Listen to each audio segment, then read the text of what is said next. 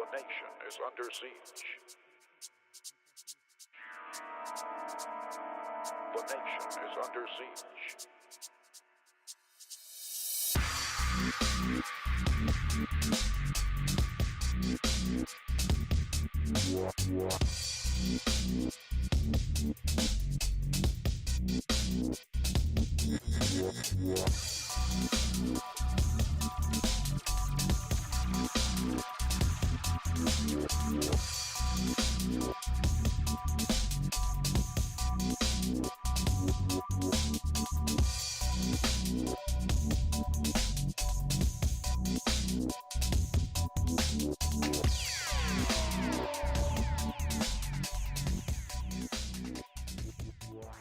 We're on.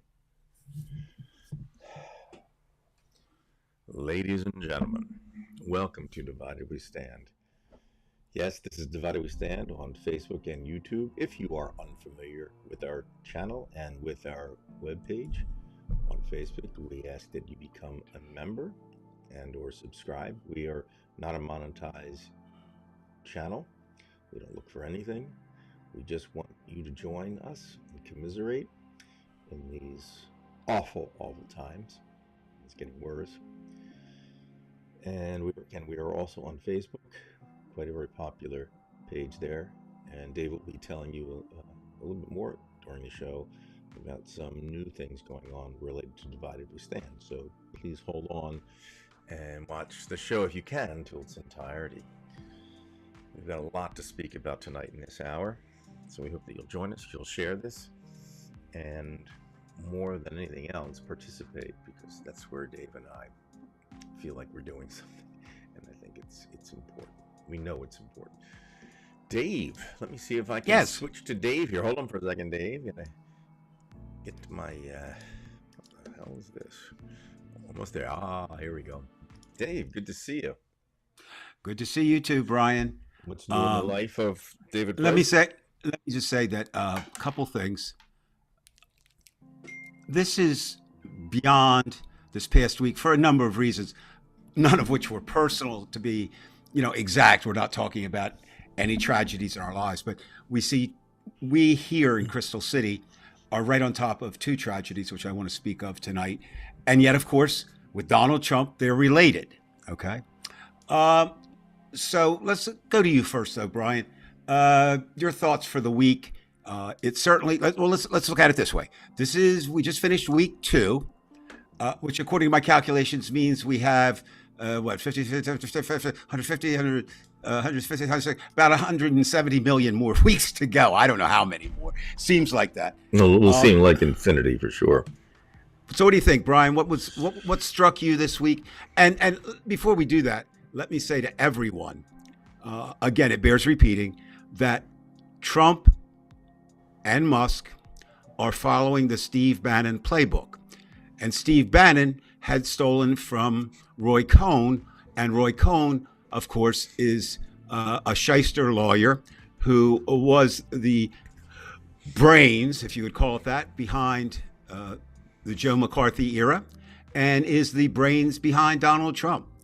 And what does Mr. Bannon say? Mr. Bannon says, and I quote, "You bury them in shit." And what he means by that is you just dump everything, right? Just keep it coming. And it does 3 or 4 things. So one is there's just too much to process, too much for the human mind to process. So what, and you get into that, what's next? Well, what can be next? Well, okay. Then secondly, I'm no big fan of the mainstream media anymore. And I'll probably speak a little bit of that tonight. I don't like to be someone who just jumps ship, but man, that ship is bad now. It's smelling bad. So we got to do something about that. But the media can't cover everything. They just can't. I mean, I'm not defending them. I'm just saying it's the same thing. There's 5 big stories today, and tomorrow there's 5 that are equally big. How do you cover 10 stories? You've got that going on. You've got they talk about it, if anybody doesn't know this term, a shadow government or a shadow president. And what that actually means is somebody is more powerful and pulling the strings. Now, we're not talking about pulling the strings the way Putin does, we're talking about somebody actually in there pulling the strings. Elon Musk is a more hands-on president right now. Nobody elected me, but I'm going to do it anyway.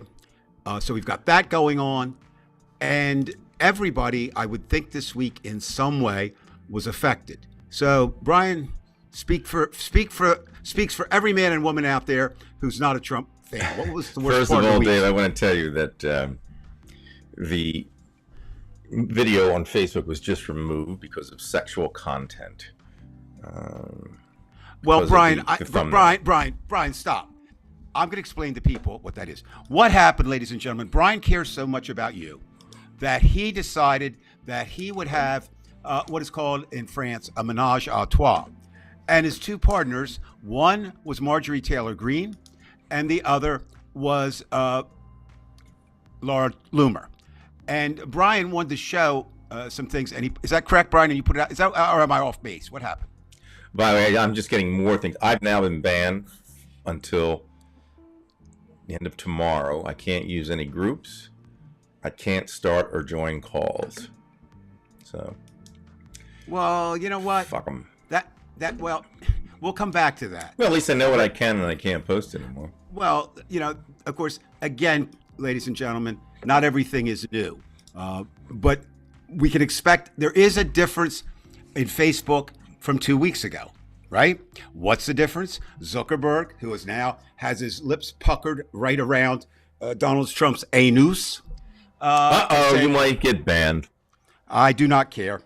And so what happens is, with lips puckered, I don't know how he got the message out, but he did get the message out that Meta, which is the company that does Threads, Facebook, Instagram, we're going to take all fact checkers off. Well, let me rephrase it. They weren't going to contract out for fact checking. All right. Now, I once, again, if you remember my running, I don't know how we describe this anymore. Maybe brokenhearted relationship with Stormy Daniels. I was able to secure one picture of her inside the club where I was, and I've tried 3 times to get that on Facebook, and it doesn't work. And that's been 5-6 years ago. So what is happening now with Facebook is it's friggin' inconsistent. All right. You get banned for this, but the other person doesn't get banned for that, but the other person doesn't get banned for this. And all the websites like, let's see, like Blue Res, which is one of the larger websites now, sort of a divided we stand on steroids kind of thing out there. Don McCool, who runs it, he's getting hit. I mean, it's just, wow. Well, So- I don't want to be the topic of tonight. It sucks, but Well, no, it is a topic. In other words, what we're seeing, Brian, is everything. Look, you can't overstate it. You can only understate it. Basically, every facet of American life has changed in the past 2 weeks. Everything. So anyway, get back to before. all right. Let's look at the thing. So, Where do we what- begin? I'm going to tell you right now. The first thing is Mexico and Canada. You've seen what's happened at the hockey games up in Canada. They refuse to. They boo the American national anthem, which I'm fine with, actually. I can completely understand that. And Global says the thumbnail scratched my eyes. I'm blind. Well, I'm sorry, folks. Yeah, I normally don't put that type of Yeah. material, but this Brian, relates can I- to Trump. since we're talking about this, whose asshole did you put on there? Did you? No, it was actually a drawing of just a rectum with a little bit of hair around it or something. I mean, I don't normally do that, Yeah. but I'm trying No. to portray, make a metaphor for Trump. Okay, and that he that's how he angers me, because that's the perfect word to explain what Trump is. He's an asshole, and I don't know how you get around it. You can say what you want. I call him an unmitigated bastard or whatever. At some point, you have to just call it exactly as it is, and that's True. what he is. And what is happening now is like he's following the Russian pattern. He's going after his best friends. In fact, it's even worse. And then he's trying to create his own. I think he will. And they mentioned this with where he pardoned the J6 criminals, and it looks like they'll set up their own private security force, which reminds me of Putin with his what's called the OMON, and they're a secret service made up of citizens, and so he's got these other layers of security to help himself out. So this, to me, is really no different than the Russian model, and I don't want to keep going into it because everybody knows I follow what's going on in Russia, but it's unmistakable. And to do this to friends, and we know it's going to happen to prices like immediately. And where are these assholes? Again, this seems to be the word of the night, asshole. Where are these assholes who complained about everything? And now that the prices are going up even further, what do you do with that? What do you do with people who are that stupid? And it's the same thing in Russia with 80% of the people who support Putin, and they're willing to jump into the volcano if they have to for him. Dave, you warned about this. I don't see how we get around it. We have to fight, Right. but yeah. Okay. You said so. You said a lot of things that I want to pick up on. Let's start, and maybe we can forget this until they form their army. Okay. So this is my understanding, based on not any sources, based on sources reporting to other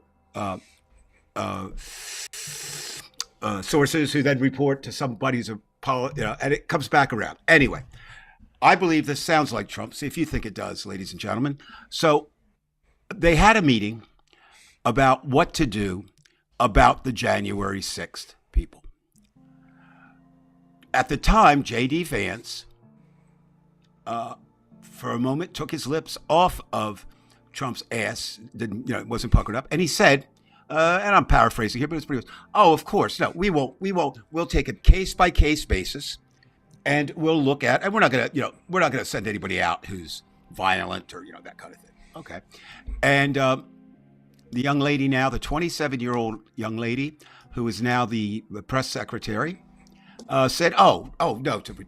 Of course, we're not gonna let criminals out in the street. We're just gonna let the political prisoners out." Now, apparently, they were sitting around, so that was the plan. That had to be the plan, Right. And that was the plan. And they go into a meeting, I guess, to finalize it or whatever. And they're sitting there, and Trump, I would guarantee you, if you were to take 100 random people and test their attention span, Trump would be in the bottom 5. Not the bottom 5%, but the bottom 5, which would be Right. 5. But I assume this is what happened. He's sitting around, and he just gets me. He can't pay attention. This is it. We're not talking about. He said basically, "Fuck it, release them all." Right. Boy, is that a well thought out plan. Now we know already that one has been killed in an altercation with police. 3 have been rearrested, and with more to Thankfully. follow.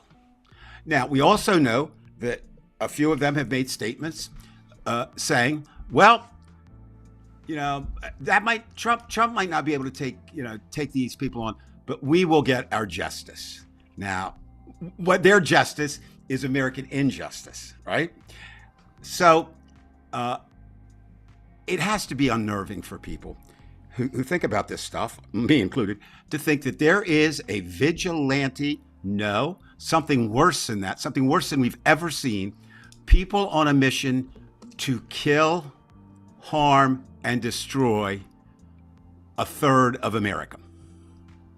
And they're here. They're not coming across the Mexican border. They're not flying in from Canada. They're right here in America. And don't think for a moment that, one of your favorite young men is Kyle Rittenhouse. Don't think that the Kyle Rittenhouses in America are not rushing to join them. Okay? Of course they are. Doomsday preppers will say, "You know what? This meat I've got might go bad. We better bring on doomsday now." You've got religious idiots who think that God is in control, and God is in control because he talks to them and tells them what to do, and therefore they feel that they can do no wrong because think about this. I mean, I know, Brian, you and I differ on religion in this respect. Neither one of us believe in God, Jesus Christ, the Bible. Okay, I got that. I feel that, all I'm going to say is I feel that if you could conceivably, there are such a thing as good Christians. I mean, I'm not going to disparage all of them. But the problem is, when God talks to you, okay, really? And they're so wrong. I mean, I was steeped in 17 years of Bible training. Well, what do you expect? This has been going on for thousands of years. People think that God's talking to them. God said this, God said that, and then this vicarious idea of Trump being kind of like a god. And then there's this vicarious redemption, which philosophically is unacceptable.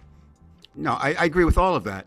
But the problem is, we're not the ones affected by it. I mean there's some people who are good Christians, no doubt about that. No, yeah, and so those people help. But I think the majority are just completely out of it. And that's the poison. Well, and you know, yes. You have to be utilitarian about that, Dave. And you have when to you look at when you okay, when you put God over humanity, right? You got a problem. And that's what they do. They don't really care about their fellow man. They don't care about the Sermon on the Mount. They don't care about the Beatitudes. They don't care, period. Well, again, I'm not arguing. About themselves, yes. Yeah, that's what I'm saying. They care about the wrong things, okay? They do care, okay? They just care about things that reasonable, rational, normal human beings should not and mostly do not care about. Okay, so you got the J6. That's part of it. Then you've got, we had this week here in Crystal City, and it affected all of us. We had the tragedy of the air crash. Now, we don't know who to blame. They're looking into it. I'm sure there'll be a whole bunch of things that happened to lead to that. But people are already into conspiracy theories on it. You heard Donald Trump spoke before anyone knew anything. The people on this, I've covered that kind of stuff. The people on the scene didn't know what was happening. They're in shock. You go out there, it's just not something that's supposed to happen, right? And it hadn't happened for 16 years. Now, the timing, here's what I want to talk about the timing. Anyone who says Donald Trump caused that crash is wrong. And there are people saying that. Donald Trump took 5 actions that, had they been in effect for a month, could have caused it, right? So here's the danger, Brian. That's the best thing that will happen in airports due to Donald Trump. That's the best thing. Now, who else do we blame about? I'll tell you who I put the blame on. I put the blame on, for the most part, Republican, but also some Democratic congressmen. Why do I say that? Well, I'll get back to why it kind of affected Judy and I so much. When we look out we live on the 10th floor of complex. When we look out our window, we see National Airport and the Potomac. We are closer to that than you are to Sunset Lake, Brian. And you're pretty close to Sunset. Yeah, oh yeah. Very close. Yeah, we're closer. So, you know, it hits home. Now, we've known for a while by following things and talking to people. We actually have quite a few flight attendants and captains that live in our building. Because this is their home base, DC. Right. So they have a home, wherever. So, frequently I get a chance to talk to them, and they have expressed, well, not the flight attendants so much because they're kind of a little bit lower, but I've talked to a couple captains and said this is very dangerous. DCA. Now, why did I blame the congressman? They keep adding more flights, either to say we got you a flight from Duckfuck, Indiana, directly to DC. In fact, the flight, I'm not blaming the congressman for this, but the flight that the victims were on coming out of Wichita was one that was just added 2 years ago. They're handling almost 10 million more people a year than they're equipped to handle. That airport should not be open because we have Dulles and we have BWI. And first of all, it's just national. It has the shortest landing strips of any major airport in the world. And you have no margin for error. On your right, if you fly in the southern route, on your right you have the Potomac. On the left you have my apartment building. Okay, I mean that's how. It takes us 49 seconds by metro to get to the airport. That's how close we are. Wow. So obviously, is that walking distance, or do you actually have any? No, we have walked it. The problem is it's not designed for walking. However, to show you how close it is, they're putting in a movable people walker from across our street to the airport. So that's a moving sidewalk, basically. A moving sidewalk, right? But people have walked. I mean, we've walked over there. Now, coming back to this, so pilots have been pleading. Now, let's get to the air controllers, right? Flight controllers. Apparently, what happened is they were, and again, you said undermanned. Okay, they're undermanned every damn day. They're undermanned every damn day. It's a pressure job. Can you imagine?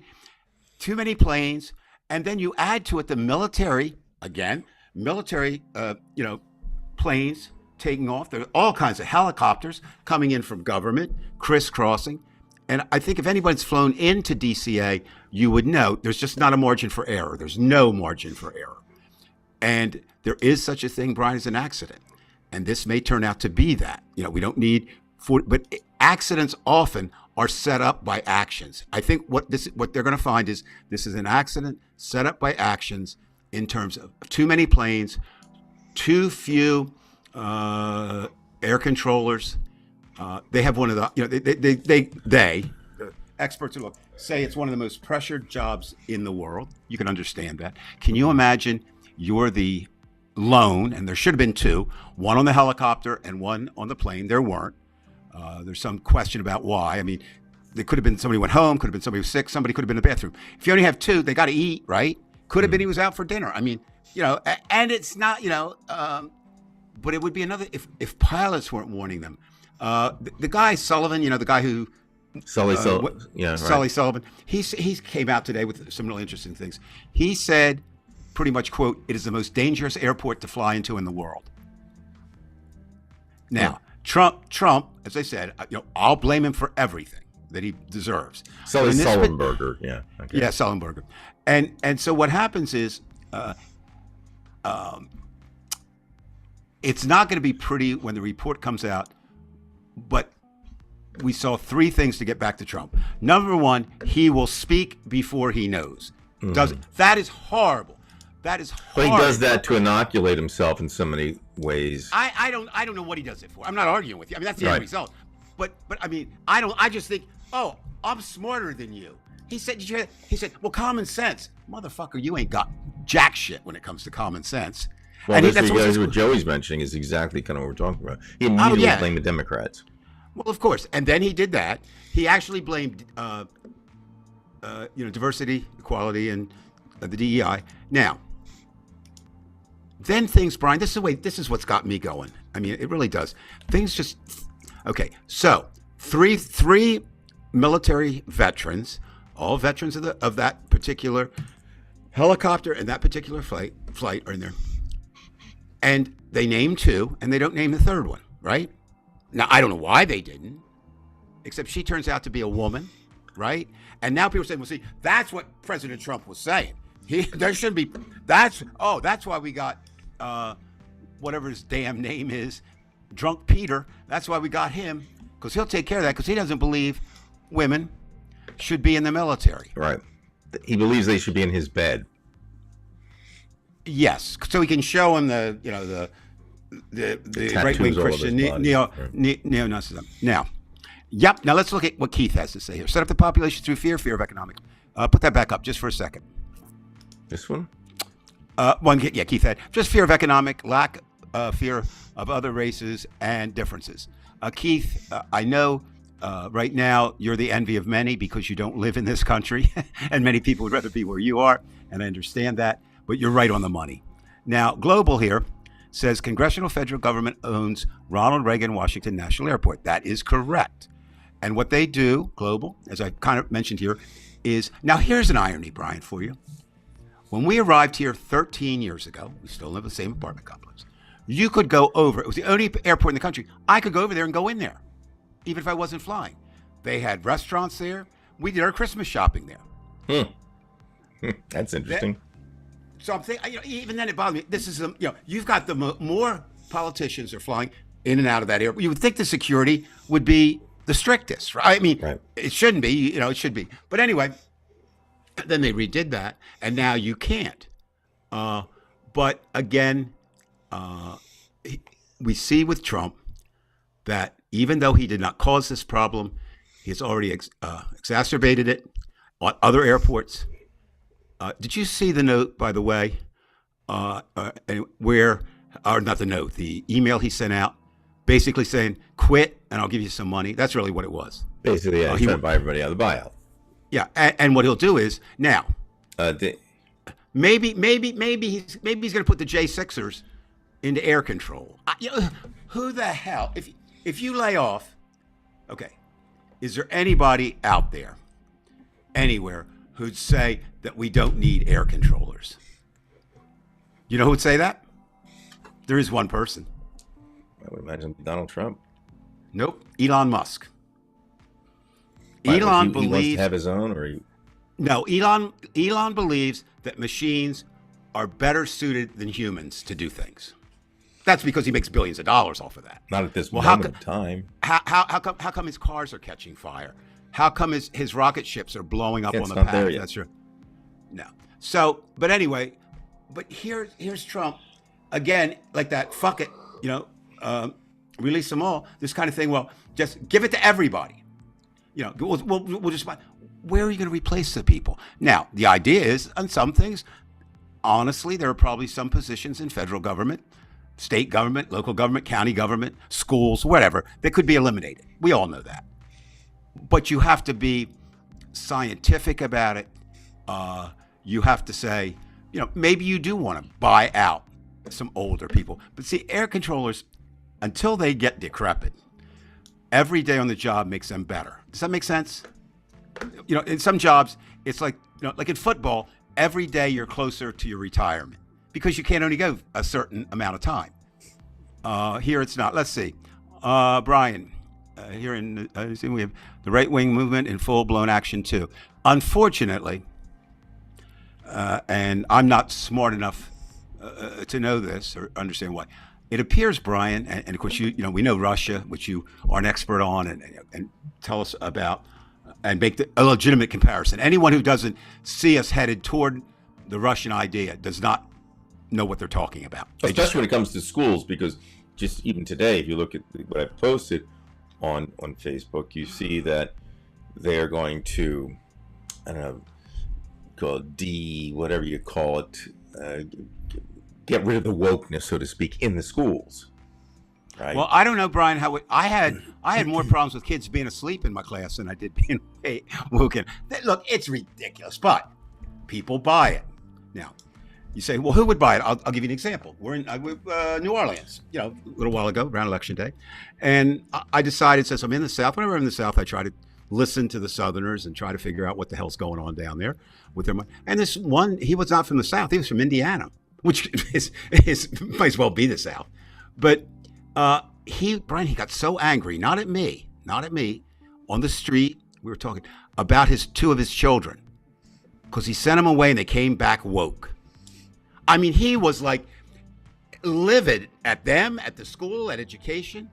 Well, this is where Trump is saying, I'm going to give the parents Correct. the power, and I'm going Correct. to show you how we do it. We're going to cut federal aid unless you go get with the program, which is going to, what it's going to do to me. You know that. And it would have happened to you, certainly, if it happened 20 years ago.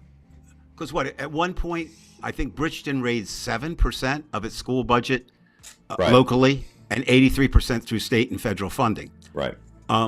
Now, another thing, and this is the Republicans, when Ronald Reagan did one of the greatest disservices ever when he set up, in order to win, the welfare queen, if you remember that, and it became this image. Now, we often have Ryan on the show, and Ryan's kind of an expert. I sent He him lives the in link. Kentucky.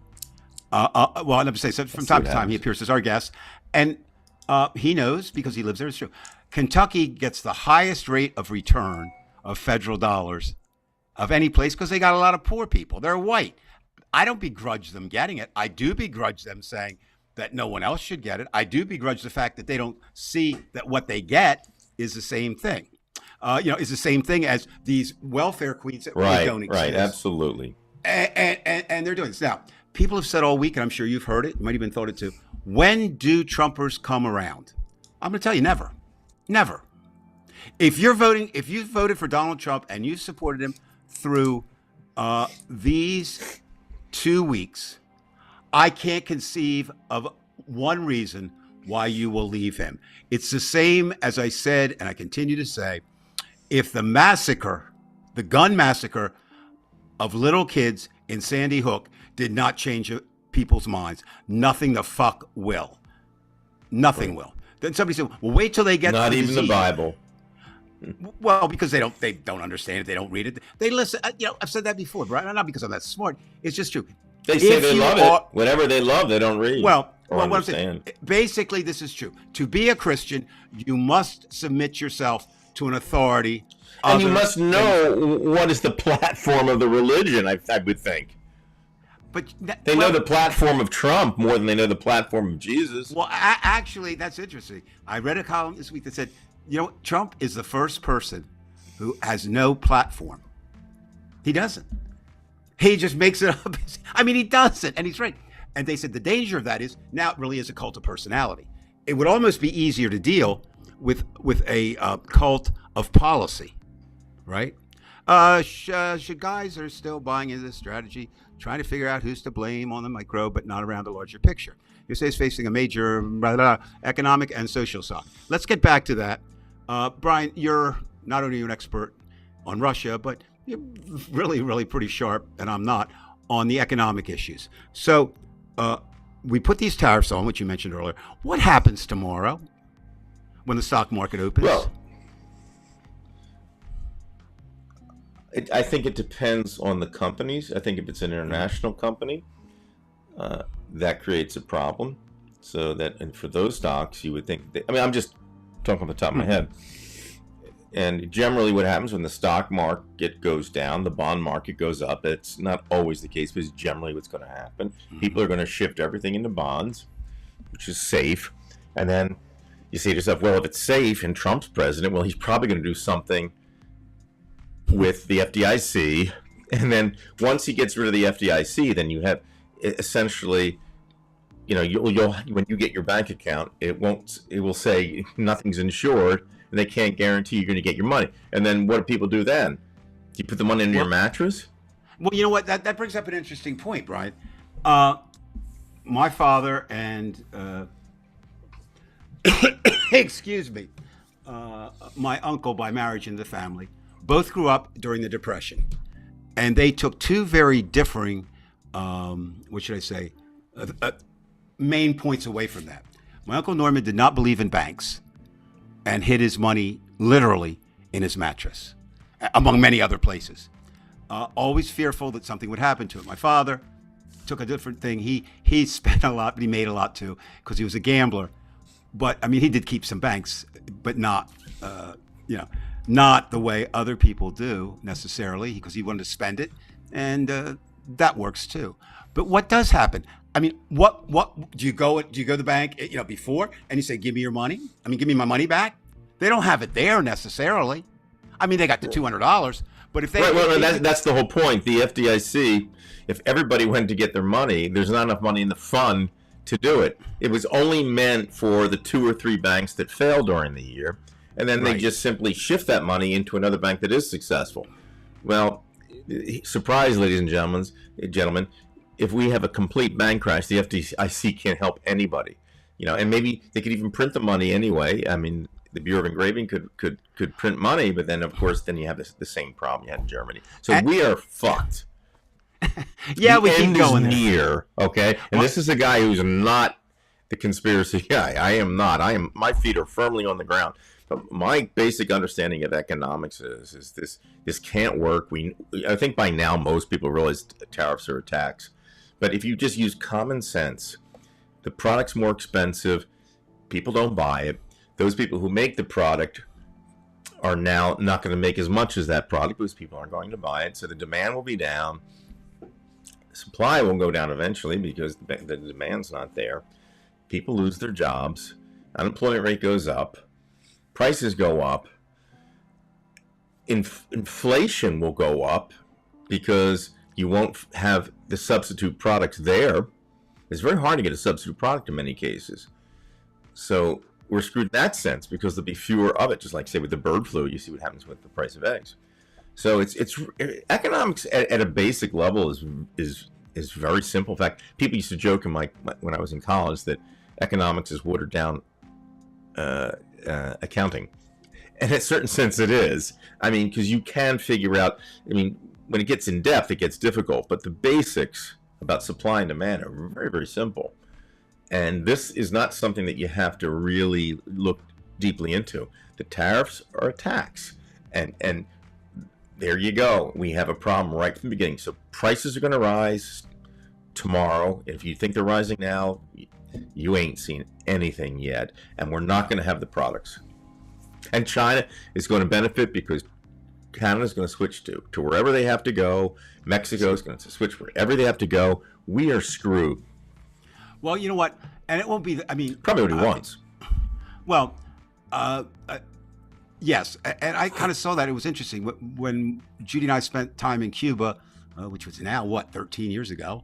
But you kind of saw that China was pouring into there with money, right?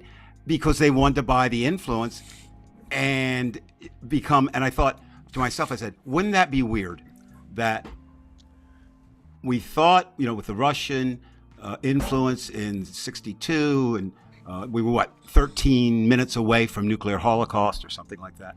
But now we come back and we create this thing where China comes in. Now we have to do something, right? But we created it. And I think that's something, look, America's foreign policy has really been kind of shitty over the years.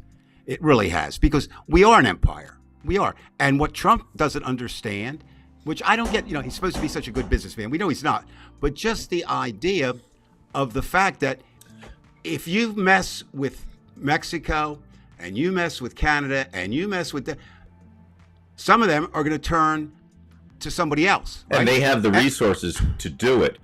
It's not the fact they have a small population, but they have the resources to cause a lot of problems. And what happens then, not only then, from what I understand, and again, geography, this is in geography, this is in mineralogy, I don't know. Anyway, apparently Greenland, which doesn't have a lot of people, but does have a lot of natural resources. So let's say, for example, they just decide, well, we're not dealing with the United States anymore. Then we're precluded from getting some of that stuff. And, where are we going to turn? Well, then what we'll do is we'll just drill everywhere, which will help hasten America's demise through climate change. I mean, and think about it. Again, we're going to be really negative tonight because it's a week, 2 weeks to be negative. But just imagine, Brian, we know that the avian flu has jumped to humans. The last count I saw was 37 people worldwide, right? But that means it's moving, right? Now, it may not be able to jump the way COVID did. We don't know. And yeah, Christopher, I mean, Global, could you please post a reminder of Monday on the Divided We page? Yes, I think I know what she's talking about there. I believe that's February 5th. So, Brian, I do want to add, can I add one thing, David? Oh, sure. I talked about supply and demand, and I don't want to make this an economics lesson, but I think it's important for anybody to understand the difference between demand, just demand in general, and quantity demand. They're two different things. Demand is the taste.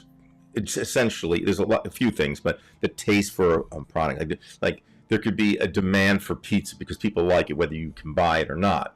Quantity demand, a change in quantity demand, is how much people will pay at a particular price. That demand for whatever is still going to be there. It's the change in quantity demand that's going to be the problem.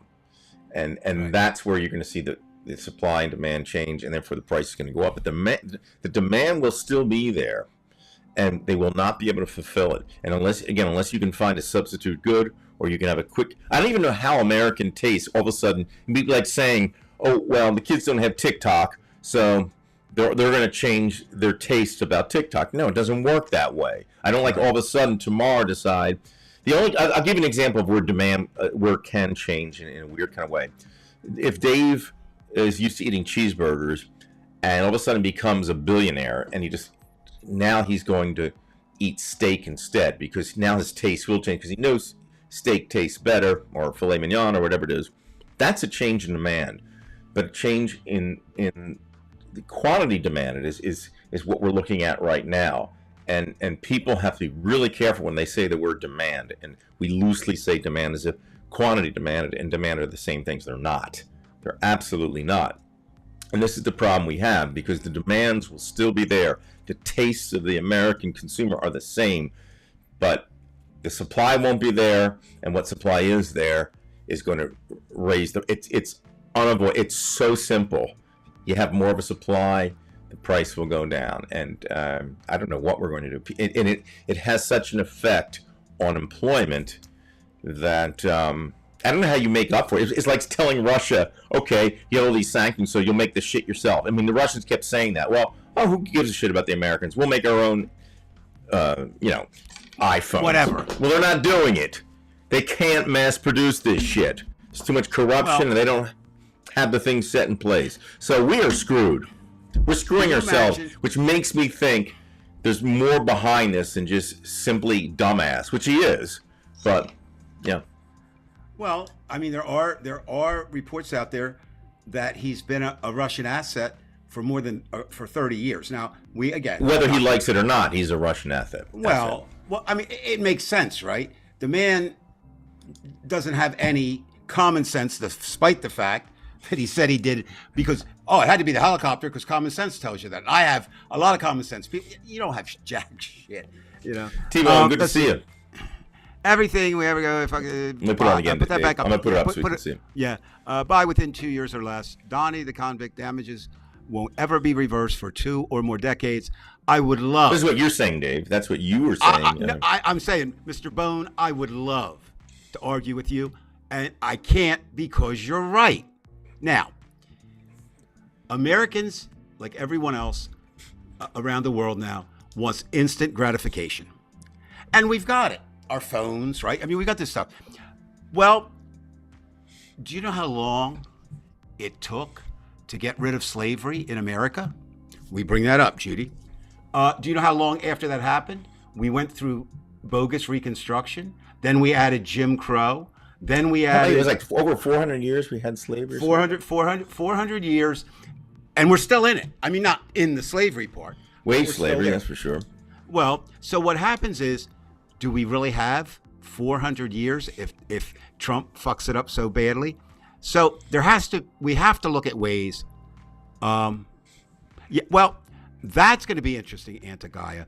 I will say this again. Brian, I'm not the expert on Cuba that Brian is on Russia. Nor am I. Well, no, but I have been down there and I did a lot of research and I went with National Geographic and we did. But anyway, when I got down to Cuba, I hope this doesn't come true here, but I expected a huge, police presence, right? Dictatorship, Castro, this whole thing. None. Their airport security could just walk around anywhere. They didn't care. They just want you there. And I went out on the streets and I started asking people. I said, "Oh no, the only policeman that I saw in 10 days was at a museum. That's the only one I saw." So I said, "What the hell's up with this?" They said, "Every block has its informant or two." I said, "Nothing will fly. Nothing." By the will way, happen. if I can mention this, I do know inelastic demand. Inelastic demand, folks, you don't really. It's a demand curve that goes straight up and down. Inelastic demand means that it's a product that you must buy no matter what the price is. So it's a little bit different than what I'm talking about, Keith, to be honest with you. But an inelastic demand would be, for example, pregnant women would need baby milk. They have to buy it what the price is. Unless, they still need it, right? Unless you get Women and Children's Act, which Trump has taken the money from. I mean, now that's the other thing too. You might argue that maybe eggs are somewhat elastic because people love it so much that they just will pay anything for it. But I even think that's not inelastic. Are the biggest economic consumers? Yes, of course. That is true because they probably, and by design of 400 years of oppression, they're kept for the money. I mean, look, prices can go astronomical, and guess what? Elon Musk is still going to walk away with more money. Digits. He'll walk away with digits. That's when he'll walk away with. And Jeff Bezos he's going to work Bitcoin so he doesn't have to use even real money to get real digits. Now, let's speak about Mr. Musk for a minute. Canada's nucleus What's the story economically if we can't conquer them by force? Gary, that's an interesting question. And you know what? Then I'll tell you what. Then we take our nuclear scientists who are liberal and we give. Well, they have plenty of scientists. They could do it. They by choice they decide. Canada can easily. You can give them 2 months. They'll have a nuclear weapon. Well, or something close to it. I mean, but Gary's point. I mean, it's interesting because what's happening, and Mexico as well. There are certain things that we assume of countries today, but Trump, in 2 weeks, Trump has changed that equation. Had you ever heard? Apparently, there was a point back when Grover Cleveland or some president thought about the Greenland, and of course, the Panama Canal was ours, and then it wasn't, and then it was, But I don't think anybody talked about doing, to Mexico what Trump's talking about. Yeah, I agree.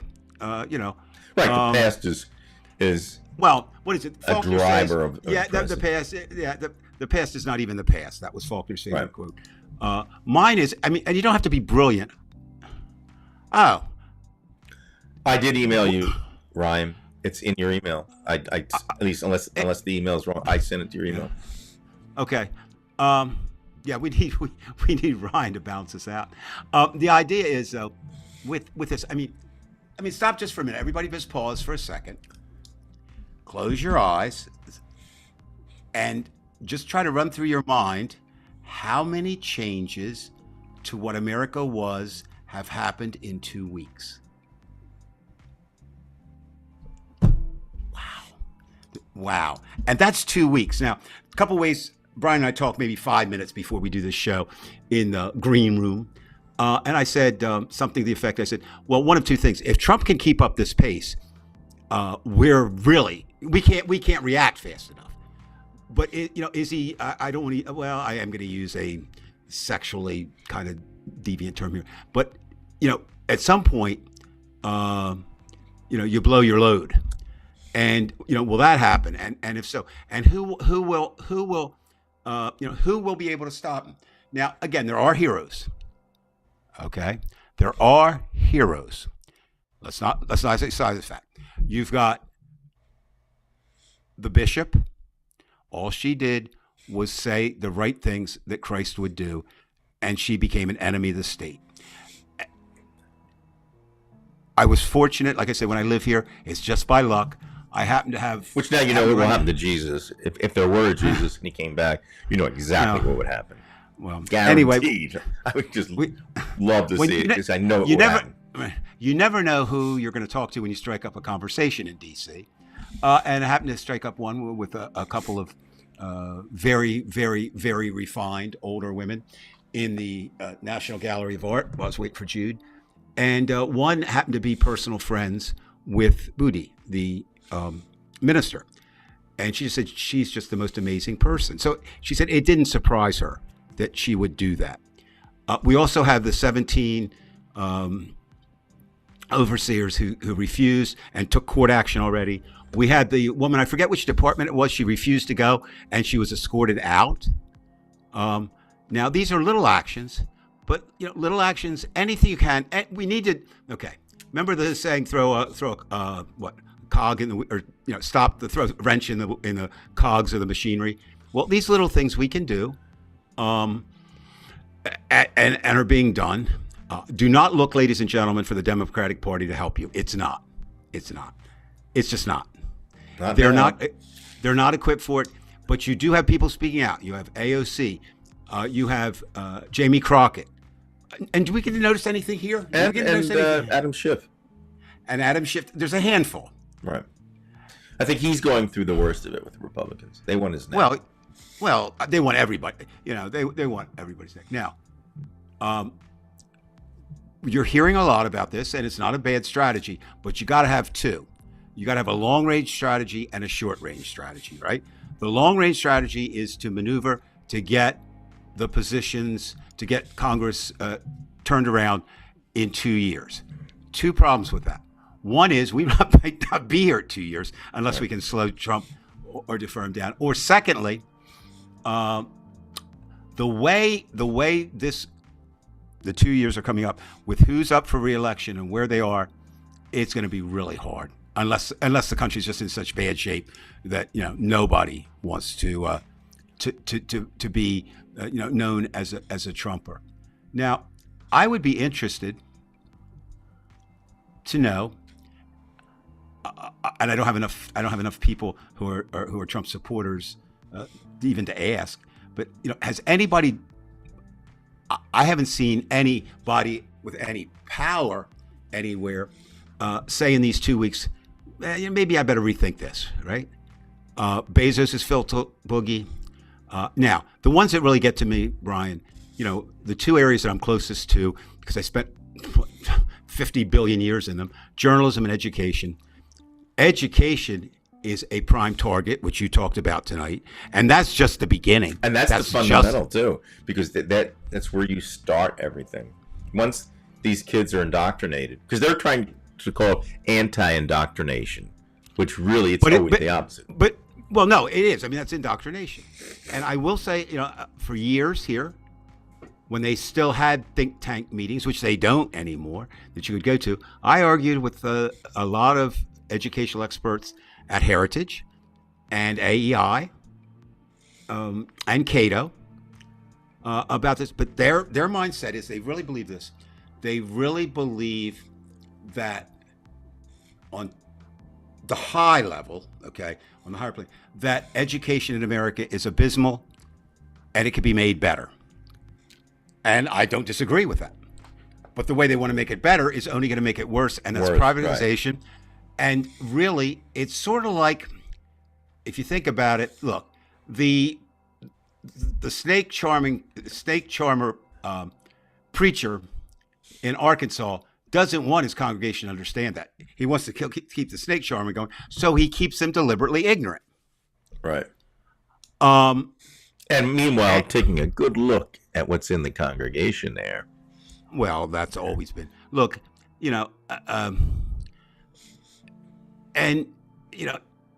I call it now kind of the 4 H's of MAGA malevolence. You've got the hypocrisy, you've got the hatred, you've just got the general horribleness and the anti-humane standings, and that's what we're doing. So now, let's get to the tonight. We just touched on a few things because you can't do it all. I mean, you really can't. We honestly, Brian, we could. And you're limited. Look how we were canceled on Facebook, and who knows what will happen with. Well, that's the thing. Now, I will say this, and remind me when they televised my national execution that I was wrong. I do not believe that fear of what will happen to you should stop you from acting. I just don't. If something's right, you do what you can. I'm not saying everybody has to do the same thing, but I'm saying I will not because I'm some hero or this. I have to. It's me. Okay. I can't do it. Not so. There are people that will continue to speak out, but what I think they're feeling the same thing I am. We need to be more strategic. We need to figure out what we can do. Will there come a day when everybody goes into the streets? If it does, it's not going to be in January or February, okay? It's really not. I mean, it's nice to try that.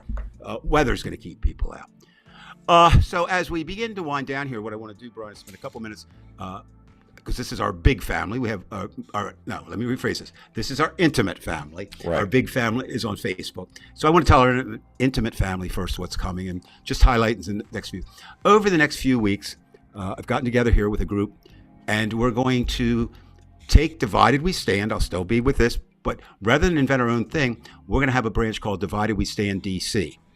And one of the differences will be, because we're here, we can act more. You know what I mean? We'll be acting out. It's pretty hard because you guys are great. You've got some great ideas. Yeah.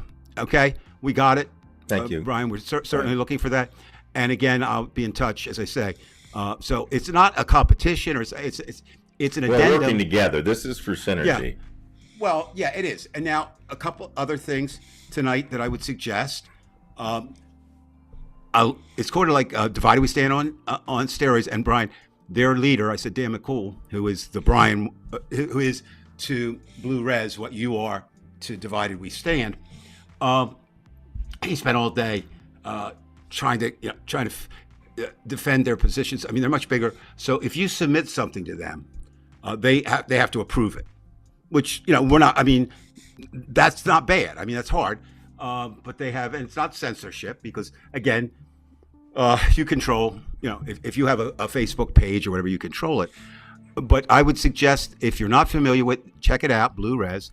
And the other thing I would say is get the hell off of Twitter X. Facebook, I'll talk about later.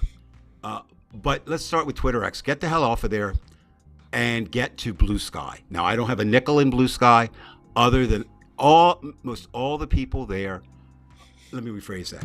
Most of the writers and thinkers that I admire in America are there now. There's a great debate on whether you should leave Twitter. Because if you do, you leave it to them.